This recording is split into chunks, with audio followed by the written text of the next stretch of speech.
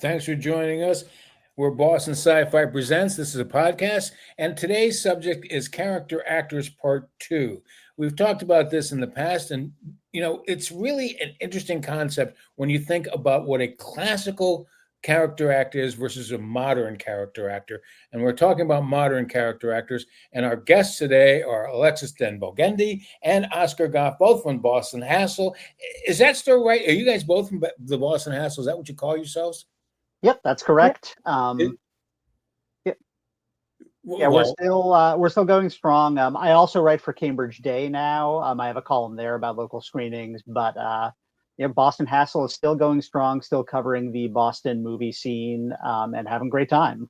You guys have been doing a great job for a long time, and I've always appreciated it. Alexis, are you writing for just Boston Hassle? Didn't you work writing for some web scenes and stuff like that? Yeah, so as Oscar knows, the past couple months I've been taking off from Hassle. I'm still with the Hassle, but in the new year I'll get back into my critique. Right now I'm doing a lot of judging for Salem Horror Fest, so I'm doing some of their short film screenings, and I've been working on my own fiction work, but I'll be hopping back into film critique in the new year when things are nice and quiet. I have a lot of family visiting and stuff going on, so I'll be hopping back in January. So very excited and love seeing all the amazing things the Hassle's been putting out, and yeah. Cool. So let's start with what I started off. I mean, for me, there are two definitions of a character actor. There's the classical character actor where you got Eric Blore being the fussy guy, or Cesar Sakal being the cuddly, banker or something like that. And you've got all these other people in the classic Hollywood system. But since that broke down, a character actor is different now. And what can we use as a modern definition for the modern character actor? What do you think, Oscar? I mean, the way I always describe a character actor is, of that guy. Like, oh, it's that guy. Like, I love when he turns up in things. And like, especially when a lot of times you don't even know the person's going to be in something, and then they just show up and kill it in a couple scenes. Christopher Walken is obviously a great example where he'll just like step into a movie for one scene and steal the movie, and then it'll keep going on without, going on in his absence. But I think that's sort of my gauge, is just the actors who you're just happy to see when they pop up in something, even if they're not the lead. What do you think, Alexis? Yeah, I 100% agree with Oscar. It's definitely like an actor who specializes in portraying like a weird or eccentric character, but I'm always like ecstatic to see them in anything. One of my editors for another publication I write for calls character actors weird little guys, because you're always excited to see the weird little guy like Brad Dourif. I adore him, and I know we'll get into him, but like every time I see him, I'm like, there's my weird little guy. Like, he's just such a weirdo and everything, and it's always just like great to see him. Same thing with like, I think me and my editor were talking about like Dan Stevens. Like, he has leading man charisma and he can be a leading man, but I feel like he's leaning more towards being a weird little guy. It's great. Like, I love it. It definitely is like, every time I see character actors, they're the highlight of the movie for me typically. So one of the things that I like is that you don't necessarily know that a certain actor is going to be in the film, much like we were just talking about, Oscar. And then you see him, and then all of a sudden the quality of the movie has just gone up. Yeah. Because if this person read the script and knows the people involved in it, then it's going to be pretty big. It's going to be pretty good. There's definitely something worthwhile about that film. When I was doing my research, JK Simmons, another one we'll talk about in a few minutes, said the only difference between the character actors and the stars are better looking. It's awfully It's sort of like that weird thing that you were just talking about. But anyways, Brad Dourif is a great example. I mean, how many films has he been in, and how many times has he been just creepy enough to make it really worthwhile? And here's a classic scene from Lord of the Rings.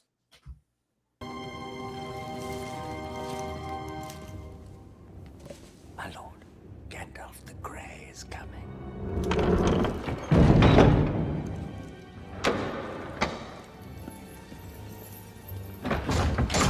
He's a herald of woe. The Courtesy of your hall is somewhat lessened of late, Theoden King. He's not welcome.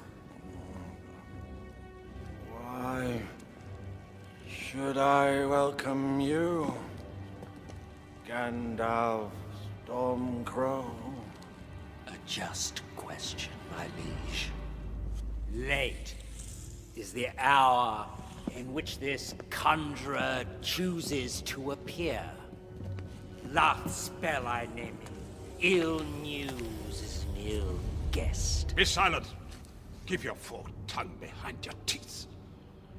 I have not passed through fire and death to bandy crooked words with a witless worm. Stop. I told you to take the wizard's staff. So, is he creepy? In like a lovable way. Like I love Brad. Oh, wait, Alexis, we're talking about you here. I think your taste is a little on the, shall we say, off-kilter side. Just a tad, Garen. You know me too well. He's very like magnifying. Like I said, anytime I see Brad Dourif in anything, I'm like, well, shit just got real. It's going to be, really, really unique performance. And something I really love about him is just the range that he can bring. Like, if we're talking like One Flew Over the Cuckoo's Nest, like his performance, which, was Oscar nominated as Billy Bibbit, was like incredible, really moving, really touching. You really feel for him. And then you watch him in Lord of the Rings as Grima, or you watch him in Child's Play as Charles Lee Ray, and you're just kind of like, wait, is it the same person? Like I think he's a really, really talented person, and it makes me so happy to see the success he's gotten, even like later in his life with, the Child's Play series and stuff like that. So, yeah. Yeah, I think he's a great example of what you were talking about, just, adding someone to something to make it, to give it that extra element. Like, I think a great example of that is his performance in Blue Velvet, where he's part of Dennis Hopper's gang. And I don't actually know if he has any lines in that movie, but just like having Brad Dourif sitting in the back seat of the car or like on the couch on the other side of the room, like gives it that extra edge. You expect something to explode. Right. You expect something that's going to erupt or bubble up or something, Right. And of course, that's his presence. Right. And of course, in that movie, he's only like the third craziest guy in the room. But, Dennis Hopper beats him out a little bit. Yeah. But he can also step into the spotlight too. Like, I think my favorite performance of his is actually on the X-Files. He was in one of the episodes in the first season, which I think is maybe the first great episode of the show, where he plays a serial killer on death row who may or may not have psychic powers, and he may or may not be channeling Scully's father who just died. But it's just a hell of a performance. And I'd seen him in, maybe dozens of things before that, just like in these supporting roles. But that was the first thing where I was like, oh my God, this guy's like a world-class actor. Yeah, I mean, again, just going back to that Lord of the Rings thing, you're going up against Ian McKellen and some other good actors, and he is the focus. Yeah. He's the absolute, and it's just with style and a little bit of movement and his voice, and the voice is classic. I mean, one of the anecdotes that I read when I was doing my research on this was everyone on set of Lord of the Rings thought he was English because of his accent, and it was only after it was done that they realized, because he was a method actor and he stayed in role the entire time. Only it was after the film was shot they realized he was an American, and one of the characters said, "That's the worst American accent ever." Yeah, he's like busting out his natural West Virginia accent. I think he's from West Virginia. But he's one awesome. of the things about him, though, I think, and it always gets back, I find that the fact that they're character actors allows them to be actors. Yeah. And allows them to inhabit their character or their role much better than being a star, which has these presupposed ideas about what the star is. And I think that is helpful to them so they can really work their craft. Well, to make a point to Oscar, that X-Files episode, I think it's Beyond the Sea. It's like, I cannot emphasize enough to Oscar's point. If anyone listening hasn't seen it, watch it, because like Oscar said, it's like a cinematic performance where you have like David Duchovny and Gillian Anderson just doing their thing, and then Brad Dourif comes in and just like blows the roof off. Like, it's incredible and really chilling. For sure. Excuse me one second. I'm on a podcast. My wife is up here getting the new puppy that we got. She's right here. Could you take her out of here so we can continue the podcast, because we're not editing it and this is live? Oh, I'm sorry.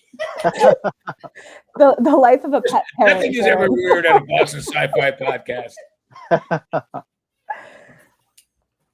Anyways, sorry about that. So a little family drama there. So for those of you who don't know, and many people, I lost my dog a month ago. We just got a brand new puppy today, and so it's bonded to me and it's at my feet right now. My wife wanted to go play with it, but we're in the middle of a podcast. I still think we should ask the puppy her thoughts. Yeah, what did she think about Brad Dourif? One paw up. Perfect.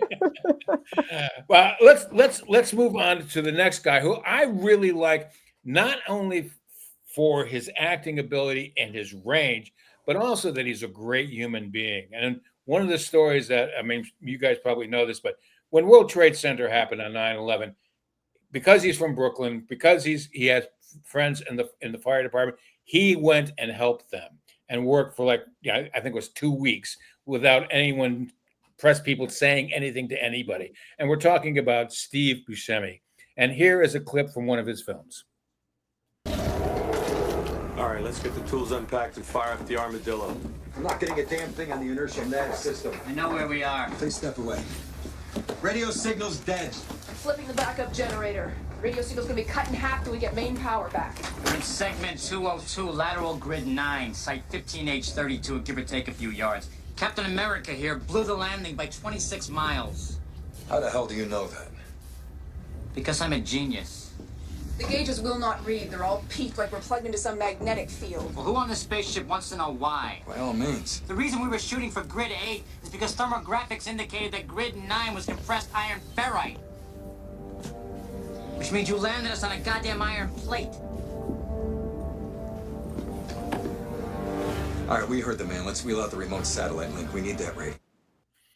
I talked about this in pre-production. I just love a scientist who has a Brooklyn accent. You know, it just redeems my faith in science.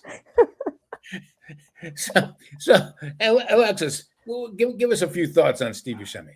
I mean, I'm going to say this about pretty much everyone on this that we talk about today, but I absolutely adore him. I think, yeah, not only as an actor do I really love him, but as a person, hearing not only the stories about how he helped out after the World Trade Center, but just, anecdotes of who he is as a person. I hold him in a very high regard. I really love Steve Buscemi. I remember as a kid, this is going to sound so weird. As a kid, I remember seeing Monsters, Inc. in the theater, 2001, 2000. And who was my favorite character was Randall, who to this day was voiced by Steve Buscemi. And I'm like, well, that makes sense now, given how much I love Steve Buscemi. But no, I just think, he chooses all these like amazing movies that are just like so off the wall, whether it be Armageddon, Fargo, Spy Kids 2, like completely off the wall. He'll be in like Grown Ups. And I really love that he'll go from these like big, cinematic movies to just like doing things he likes to do. Like I said, popping into Grown Ups, going into Hubie Halloween, these really silly movies. But yeah, I just think he's really fantastic. I don't think I've ever seen him in a movie and been like, I don't like him, even when he's supposed to be unlikable. In Fargo, he's doesn't shut up. He's a criminal, but I'm still like, oh, well, I love him. Do you think part of that is for all those roles and all those things that he brings to the screen, that it's his sense of humor that is coming through all the time, and so we connect to that. Oh, but even like I cannot agree more, Garen. Like especially in Fargo, he's talking to Peter Stormare, another fantastic person. When the two of them are together in Fargo, or him and Armageddon, oh my god, just the way he's like harping on Peter Stormare, that he hasn't talked the whole car ride to Minneapolis. Well, then I'm going to like not talk anymore. And he keeps repeating it. And you're just like, oh my God, this guy, like his humor is really, really fantastic, even when it's not supposed to be so humorous. I've met people like that though. Yeah. They just won't shut up. Yeah. And they drive you nuts. Yeah. Yeah. That's like how I always see him in Fargo, is that he just won't shut up, but it's really, really humorous. Oscar, what do you think? Yeah, I mean, one of my favorite illustrations of the whole that guy, thing that we were talking about earlier goes back to the story about him at the World Trade Center, which I found out about that story from my dad because he saw something about it on TV and he was telling me about it. And at the end he said, and it's the guy who played Ed Wood. And I said, Johnny Depp? And my dad said, no, who's the guy who's kind of like Johnny Depp but with worse teeth? And I started to say Willem Dafoe, and he just instantly says, not Willem Dafoe. And I said, Steve Buscemi? And he's like, yeah. I have a slightly similar, really quick story that in college, so I really love movies. My college roommate really loved movies. We had a friend who wasn't super knowledgeable about movies, and that's totally fine. But we made a joke, something about Steve Buscemi, and we had one of our friends believing that Steve Buscemi was a student at our college for a good year. And so one time we're like, oh, we're going to Steve's party, talking about another Steve, and she goes, Steve Buscemi's party? And she literally believed that Steve Buscemi went to Roger Williams University for a good year. So cool. Yeah, we still talk about it to this day. But going back to Steve Buscemi, I think he's he is kind of a character actor in that classical Hollywood sense, in that he embodies like a very specific type in the way that someone like Jerry Collada or Margaret Dumont did in the classic Hollywood days. Like if you say, a Steve Buscemi type about someone, like people instantly know exactly the type of guy you're talking about. Yeah. Well, you couldn't say that about the next person we're going to bring up, which is Angela Bassett, which I think brings a completely different kind of a look to the character actor. Because first of all, she's a powerful actor, and I think she's gorgeous, and she carries herself with regality. Yeah. And so it's interesting that the team chose Angela Bassett to be included in it. And here's a clip from her from Black Panther. Everything. Let me die, saving my country and that throne. Allow me to make this right. Make it right. Perhaps we are being too hasty. She raised a spear against her own husband for Wakanda. Where is her treacherous husband now? But in a place where she can visit if she wished. Mine. It's with the ancestors. I am queen of the most powerful nation in the world, and my entire family is gone. Have I not given everything? On your feet, General.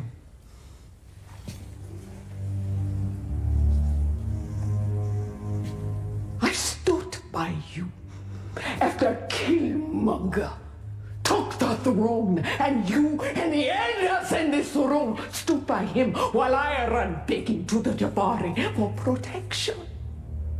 And I warned you about taking my daughter on this mission, and you lost her. So today, I am done. So, wow. I mean, first of all, she uses her entire body, but in a contained way. I mean, it's in. I think under a lesser actor, that speech, that scene would have like dissolved into a ridiculousness, and only someone of her character can pull that off. Oscar, am I off on that, or what do you think? No, you're absolutely right. I think that's one of her gifts. Is even if the material is out there, she brings like such gravity to it. Like, not to talk down to comic book movies, but that is like full comic book stuff. Like, and a correction here, that's Wakanda Forever, not just Black Panther. So you can correct myself. Right. but saying Killmonger is a crazy like silly comic book name, and she like says it so ferociously that like oh my god, yeah, you supported Killmonger. And even if when she's playing like the bearded lady on a Ryan Murphy show, like you still believe her for every second of it. And I think that is like such a talent.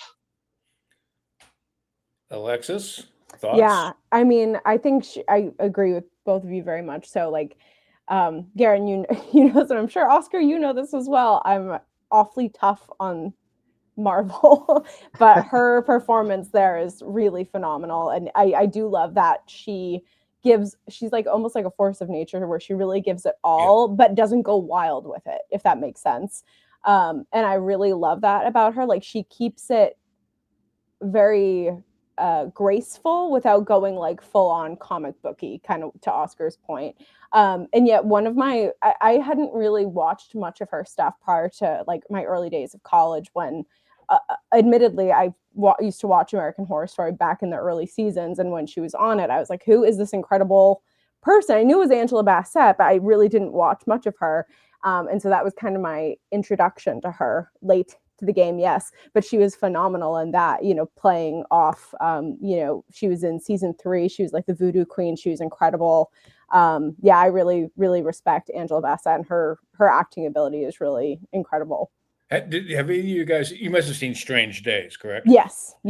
Because I think that's the film that I fell in love with her as an actor, because I thought that was she was even more contained, and in that containment you found more tension, and so I do think she's a good actor.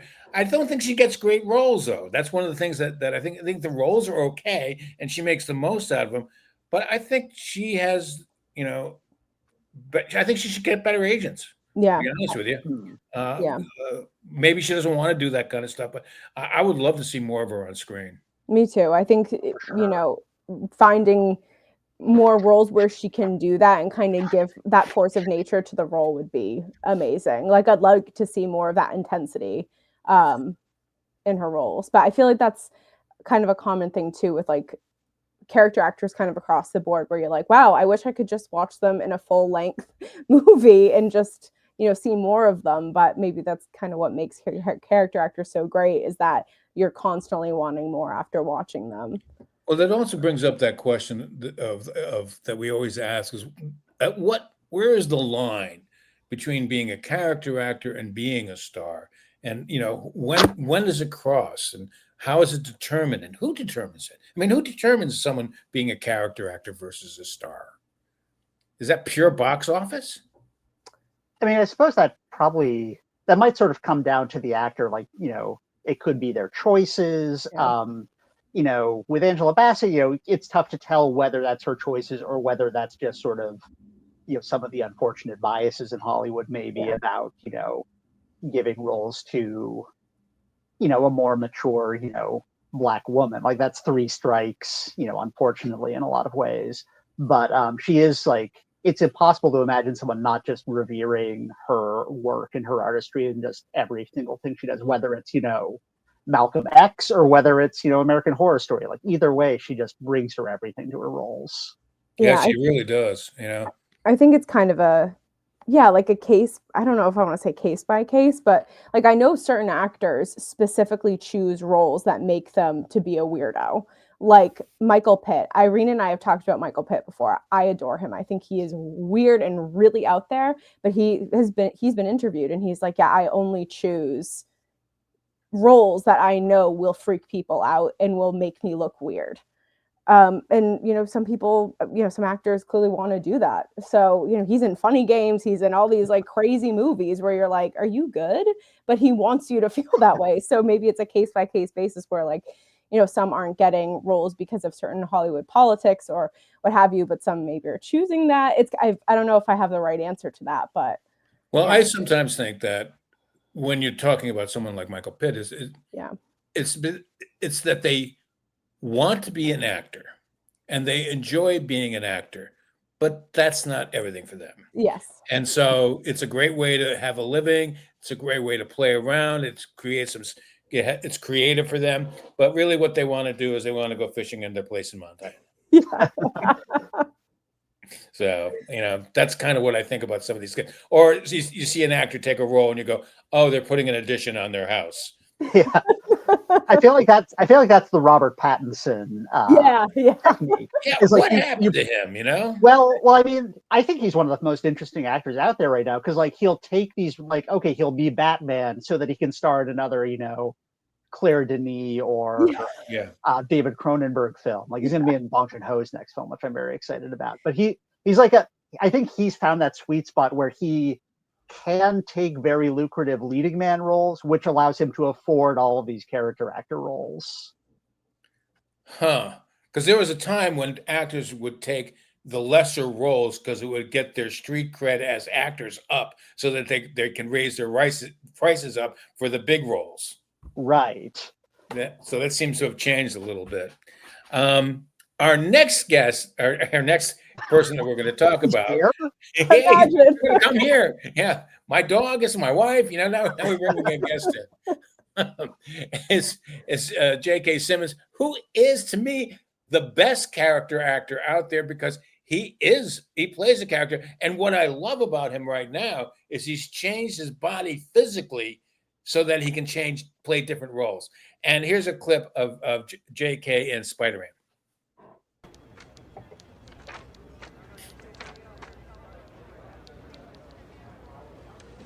They're crap. Crap. Mega crap. I'll give you $200 for all of them. That seems a little low. Take them somewhere else then. Sir, your wife says the tile you ordered for the foyer is out of stock. Tell her we'll just put a rug there. Sit down. Give me that. I'll give you $300. That's a standard freelance fee. Tear up page 1, run that photo instead. Headline? Spider-Man, hero or menace? Exclusive Daily Bugle photos. Menace? He was protecting that armored car. I'll tell you what, Atticus, you take the pictures, I'll make up the headlines, okay? All right? That okay with you? Yes, sir. Goody. Give this to the girl up front, just so you get paid. I'd like a job, sir. No jobs. Freelance. Best thing in the world for a kid your age. You bring me some more shots of that newspaper-selling clown, maybe I'll take him off your hands. But I never said you have a job. Meat. I'll send you a nice box of Christmas meat. Best I can do. Get out of here. Bring me more photos.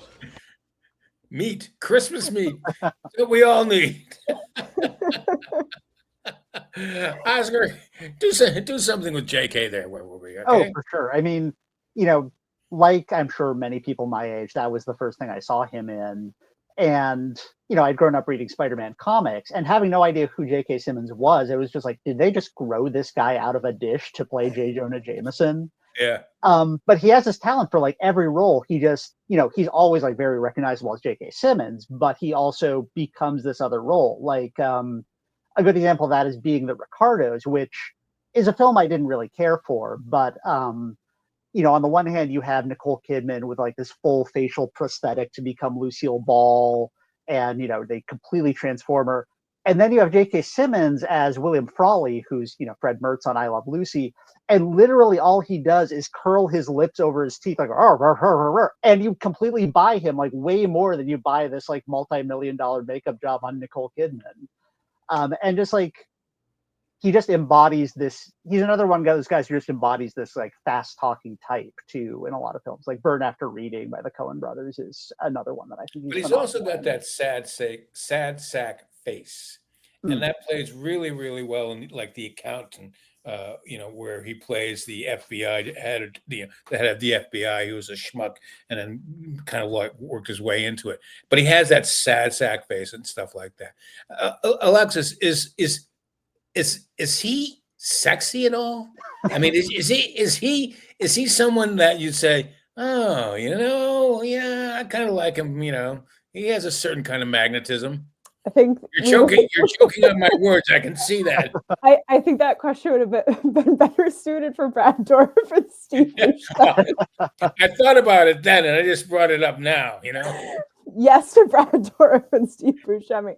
The thing about J.K. Simmons is, I think character actors. I think was it J.K. that said that about character actors. Yes. The quote. I think that's awfully harsh. I don't think he's homely. I think he looks like an everyday guy that I'd walk past on the Well, tee. this Like, season he's going to be playing Santa Claus. maybe not Right, someone that's I would right. walk past on the tee, but like I think I think that's an awfully harsh quote that he used about himself. I think there's character. humor in it. I think that's Yeah, I think which I love about him, and similar to what Oscar said, seeing the Sam Raimi Spider-Mans are the first, which I hold very near and dear to my heart, are the first time I really saw him.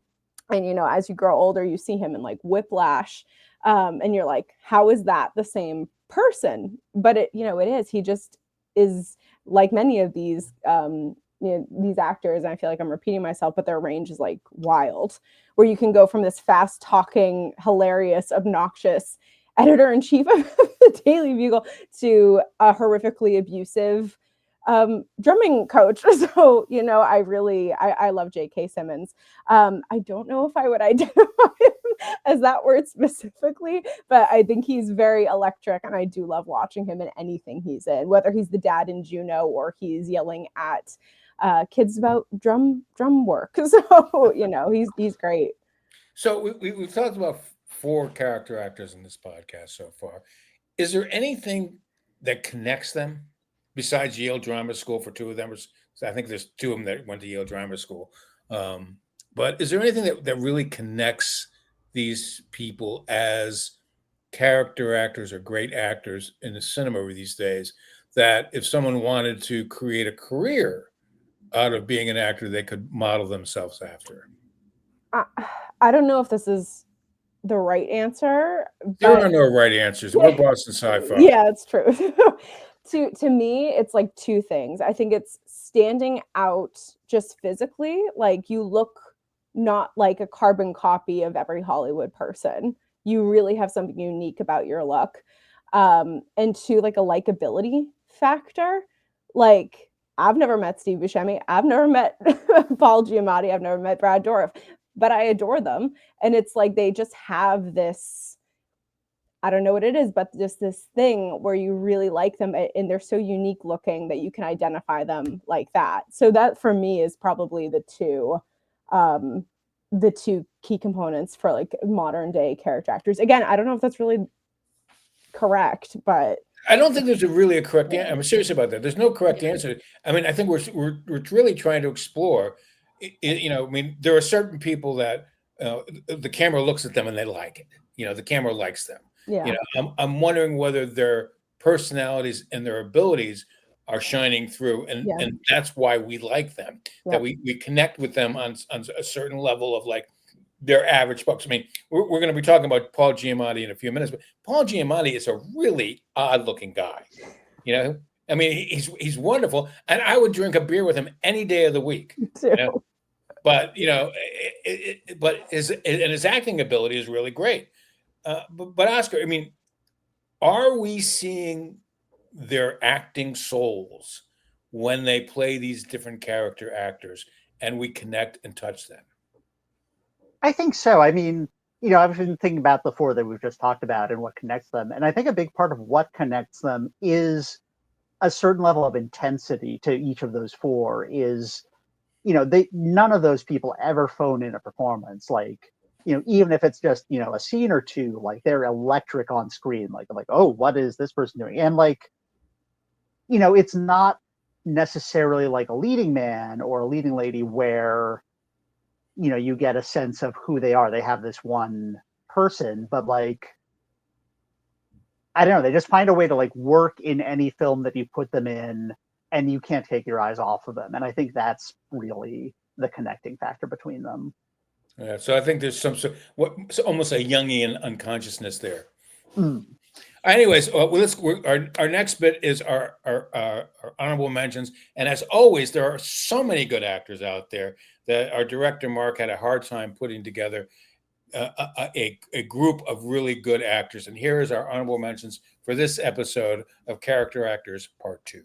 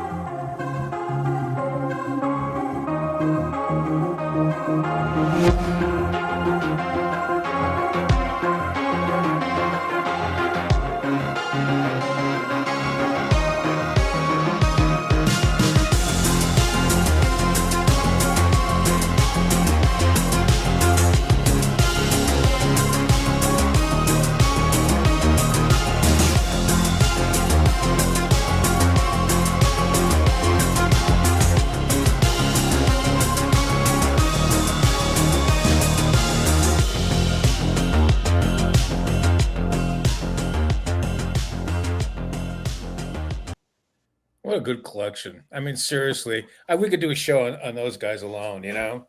I think it's a little harder to find female character actors these days, although I think it's starting to get a little better.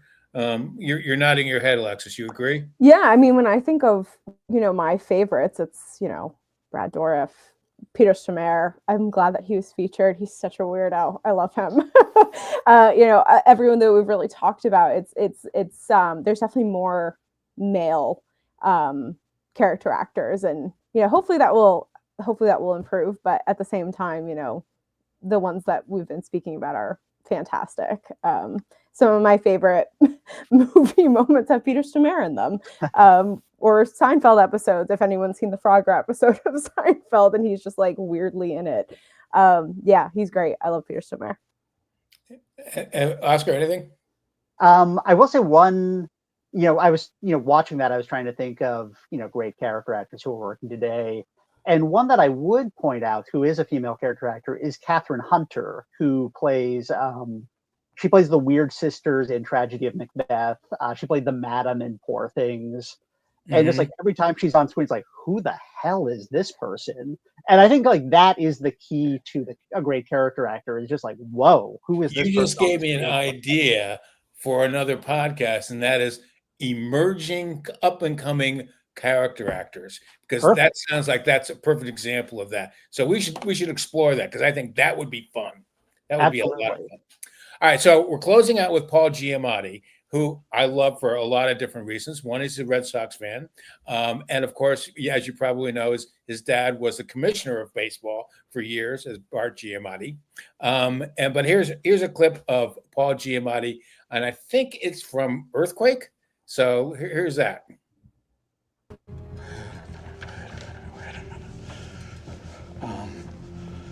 Okay.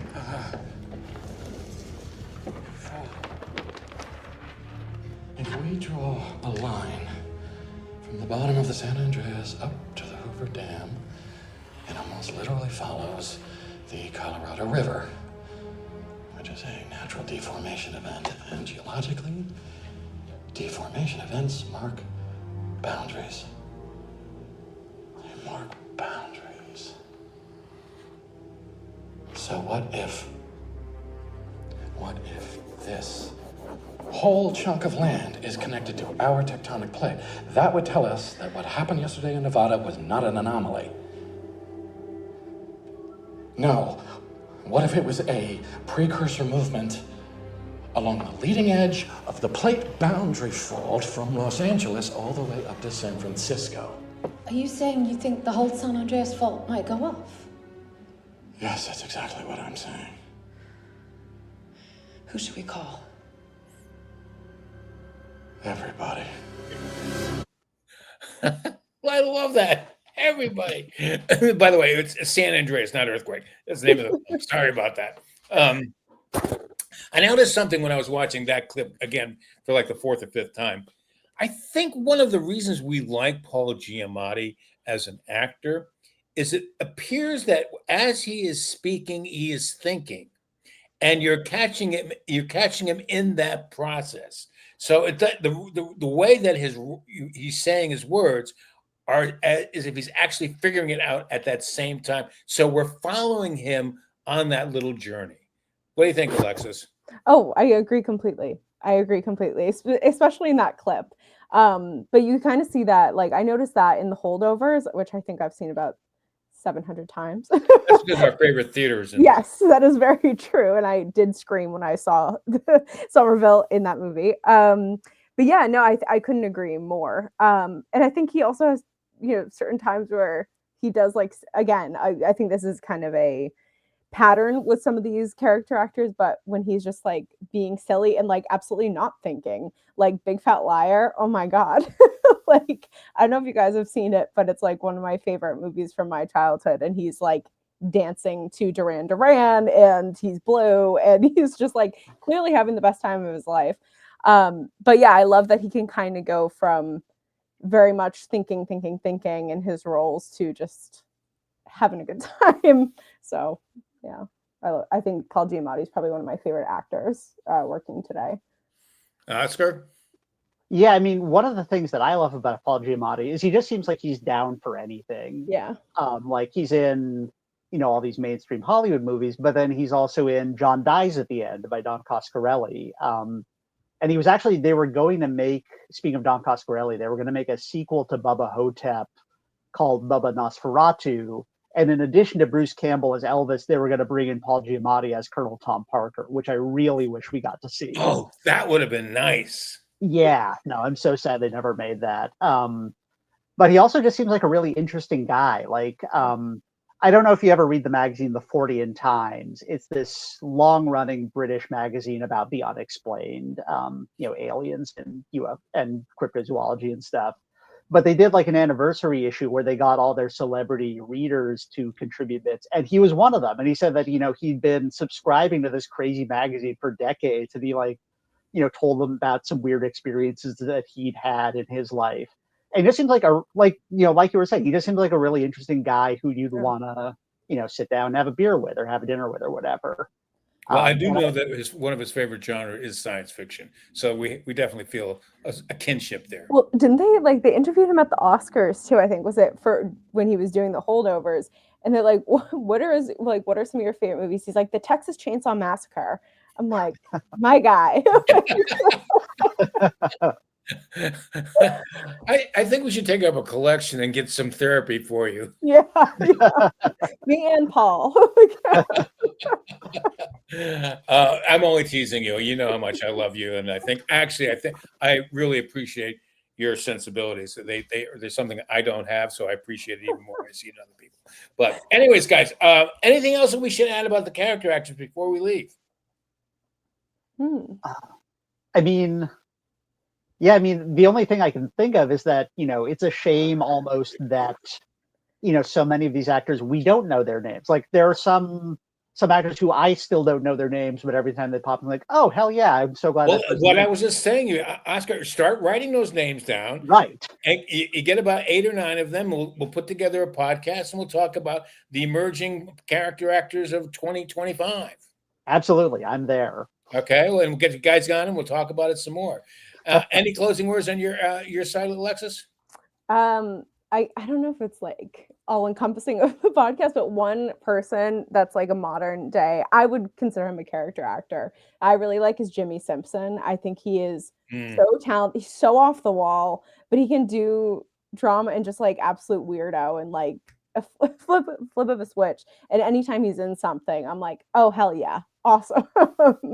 I'd like to see him emerging more. So now we have 2 people. Yes. All right. So guys, start working on it. We need at least 7, and then we find clips for it, and then we put it together, and then we sit and have some fun.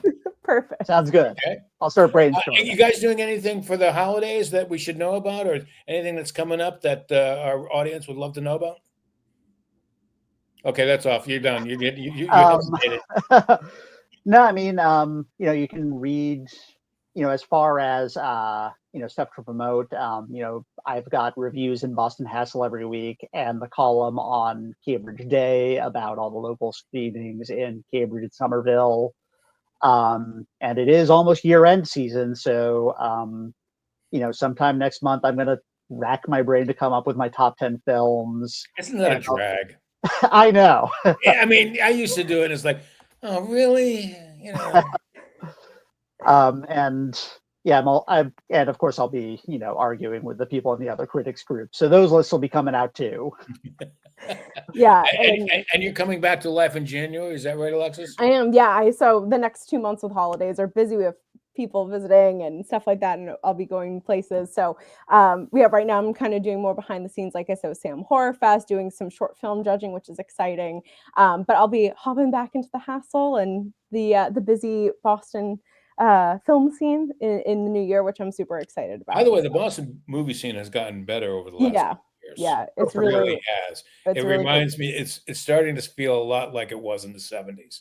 And again, I'm aging myself that way, but in the 70s, it was awesome. So I'm starting to see that same awesomeness again now. And it's really encouraging. Yeah. But before we leave, I have to, shamelessly pimp the Boston Science Fiction Film Festival. And I do have a couple announcements that we are making so that people who are who put up with us for the last 40 minutes have something to go home with and enjoy. One is we have the East Coast premiere of a film called You Are the Universe, which is from the Ukraine, which was just finished as the Russians were invading Kiev. And it's really quite good. It's scored very, very high. And we cut that deal just the other day. So that'll be one of our big films. We hope to be able to bring the director over. That's under negotiation. We're also doing a film. Actually, we're doing a TED Talk with Avi Loeb. I don't know if you know who Avi Loeb is, but Avi Loeb is the Israeli astrophysicist who teaches at Harvard, who believes that there's alien technology inside meteorites. So we're going to be actually having a TED Talk with a Q&A with him on the 13th of February called The Science of Hunting Aliens. Ooh. And in keeping with that theme, we also have a film that we have we haven't officially accepted yet, but we are going to accept it. It's called Small Town Universe, which is a documentary on the little village in West Virginia, which has the radio telescope searching for aliens. And what makes it interesting is that there's no other electronic devices in the town at all. So the entire inhabitants are growing up without cell phones, without any of this stuff. Meanwhile, they're searching for aliens with these big, huge telescopes. And we hope to have a special guest who is going to be able to introduce that. So that we have this theme going on of hunting for aliens and searching outside, which to me right now is an important endeavor for us as humanity to start looking and exploring rather than collapsing unto ourselves, which seems to be happening. So that's what's happening at Boston Sci-Fi. We ask you to go to our website, bostonscifi.com, to be able to look at that. During the next month, we will be doing podcasts on the festival with a lot of this information in it. And to close out this episode of the podcast, we have a trailer for the marathon that we're going to be doing on February 16th at the Somerville Theater, our famous 24-hour nonstop butt-crunching marathon. And here it is, directed by our very own Mark Sherwood.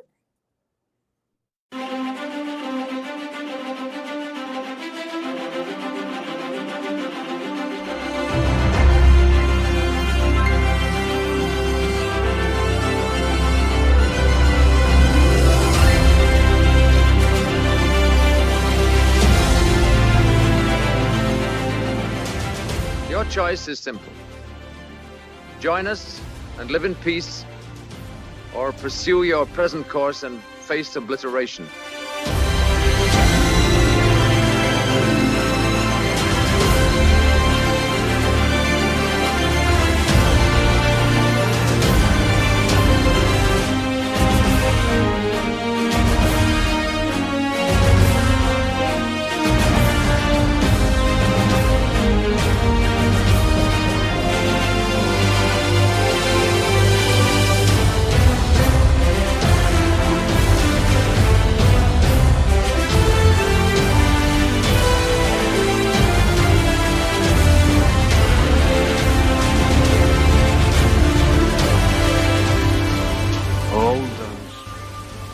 Moments will be lost in time,